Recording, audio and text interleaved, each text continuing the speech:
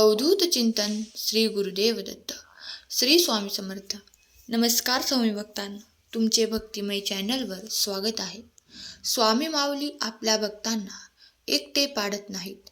स्वामी महाराजांचे केवळ नाव घेतले की आधार मिळाल्यासारखा वाटतो, असा स्वामी भक्तांचा अनुभव आहे. स्वामी नामामुळे प्रतिकूल परिस्थितीतही सकारात्मकता मिळते, असे अनेक नामान्वित अनुभव सांगणारे हजारो जण सापडतील. स्वामी महाराजांच्या अनेक कथा या स्वामी भक्तांच्या स्व अनुभवातून पुढे आलेल्या आहेत. त्यातून सकारात्मक प्रेरणा मिळते, नवा विश्वास निर्माण होतो आणि स्वामी माऊलींवरील श्रद्धा आणखी बळकट होते. अशीच एक कथा आज मी तुम्हाला सांगणार आहे. भिवू नकोस, मी तुझ्या पाठीशी आहे या मंत्राचा पुन्हा प्रत्यय येतो.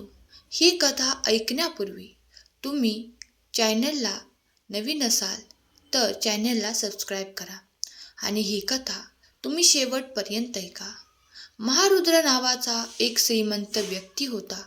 त्याची मुलगी राधा हिचा विवाह जमत नव्हता. एकीकडे श्रीमंत घरच्या मुलीशी कशी मागणी घालायची या विचाराने अनेक जण स्थळे सुचवत नसत, तर दुसरीकडे श्रीमंत पण मोठा हुंडा मागितला जायचा.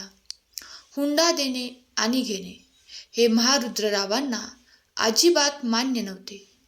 शेवटी स्वामींना स्मरून ते पुन्हा प्रयत्न करतात. काही दिवसांनी सर्व प्रकारे योग्य स्थळ येऊन राधेचा विवाह निश्चित होतो. महारुद्ररावांना आनंद होतो. स्वामींच्या मठात जाऊन सहस्त्र भोजन घालण्याचा संकल्प करतात. स्वामींची भेट घेण्यासाठी महारुद्रराव येतात तेव्हा सावधगिरी बाळगा, हलगर्जीपणा करू नका, अशी सूचना त्यांना स्वामी करतात. मात्र आनंदाच्या भरात महारुद्र स्वामी वचनाकडे फारसे लक्ष देत नाहीत. सहस्त्र भोजनाचा संकल्प पूर्ण होतो. बाकीची मंडळी झोपतात. तेवढ्यात अरे झोपलाय काय, चोर येऊन सर्व लुटून गेले आहेत, असे स्वामी अचानक अर्ध्या रात्री ओरडतात. महारुद्रराव पाहतात. राधेच्या विवाहासाठी केलेल्या सर्व दागिन्यांसह त्यांचे सर्व सामान चोर लंपास करतात. महारुद्रराव स्वामींना म्हणतात की स्वामी, चोर आले तेव्हा का नाही सांगितले? त्यावर स्वामी म्हणाले, अरे आम्ही काय पहारेकरी आहोत का? आम्ही आधीच सांगितलं होतं सावध रहा म्हणून, पण तुम्ही गाफील राहिलात. महारुद्रराव स्वामींना शरण गेले. स्वामी सांगतात की 5 चोर होते, शोध घ्या त्यांचा. महारुद्रराव आणि चोळप्पा विचार करतात. तेव्हा चोळप्पांना भगवान देशपांडे यांची आठवण होते. महारुद्रराव आणि चोळप्पा त्यांच्याकडे जातात. देशपांडे मदत करायला तयार होतात. परंतु माझा एक मित्र आहे, तो गावचा पाटील आहे, त्यांना मदतीला घेऊ शकतो, असे ते सुचवतात.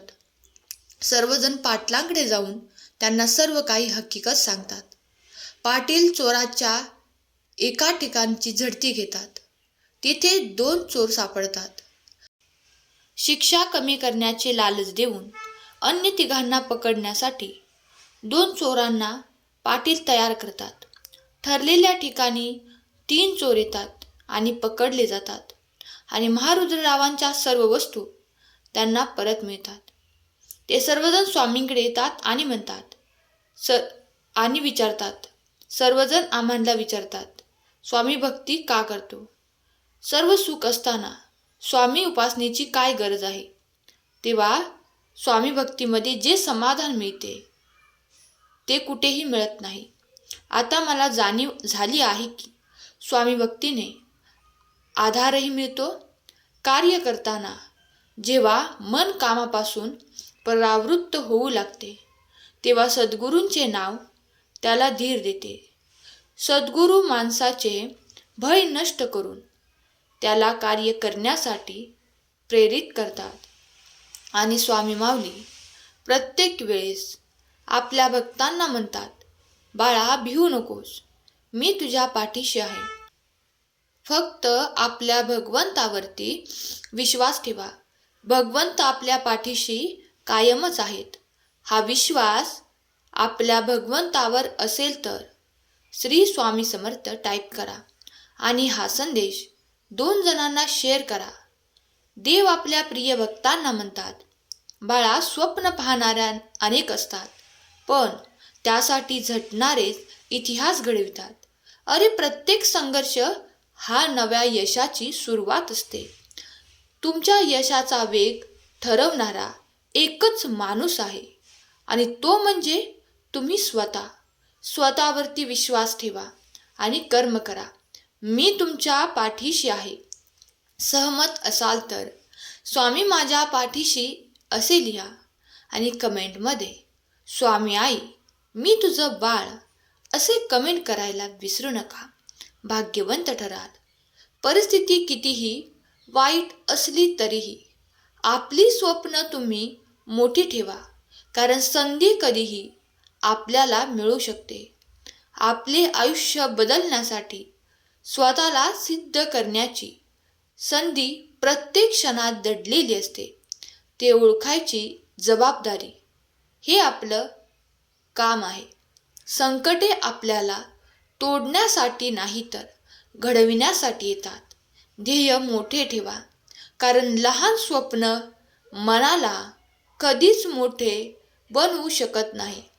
प्रत्येक दिवस हा नवीन संधी घेऊन येतो.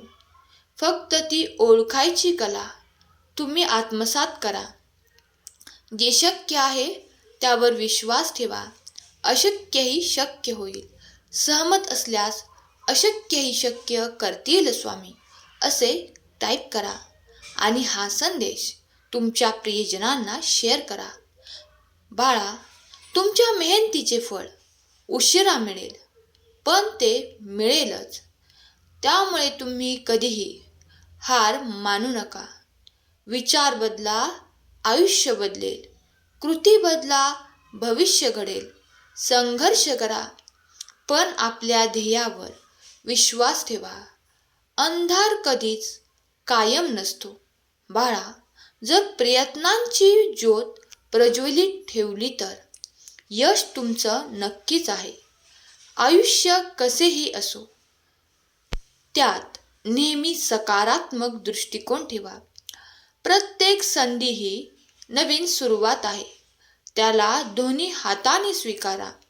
मनात चांगले विचार ठेवा, कारण तुमचे विचार भविष्य घडवितात.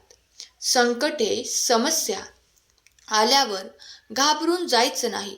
त्या सोडविण्यासाठी तुम्ही सक्षम असायला पाहिजे. आयुष्यात जिंकायचं असेल तर आधी सर्वप्रथम स्वतःवर प्रेम करायला शिका.